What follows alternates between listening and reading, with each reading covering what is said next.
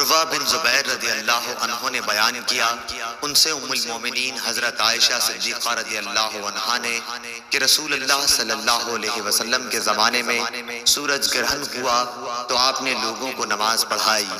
پہلے آپ کھڑے ہوئے تو بڑی دیر تک کھڑے رہے، قیام کے بعد رکوع کیا اور رکوع میں بہت دیر تک رہے، پھر رکوع سے اٹھنے کے بعد دیر تک دوبارہ کھڑے رہے لیکن آپ کے پہلے قیام سے کچھ کم، پھر رکوع کیا تو بڑی دیر تک رکوع میں رہے لیکن پہلے سے مختصر، پھر سجدے میں گئے اور دیر میں سجدے کی حالت میں رہے۔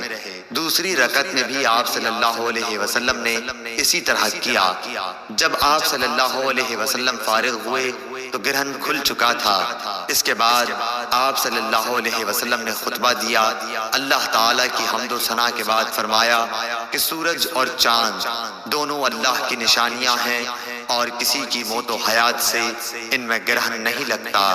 جب تم گرہن لگا ہوا دیکھو تو اللہ سے دعا کرو، تکبیر کہو اور نماز پڑھو اور صدقہ کرو۔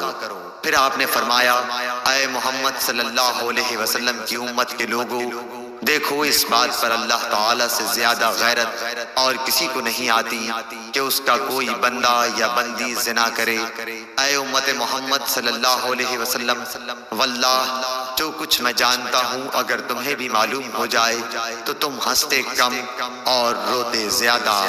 صحیح بخاری حدیث نمبر 1044۔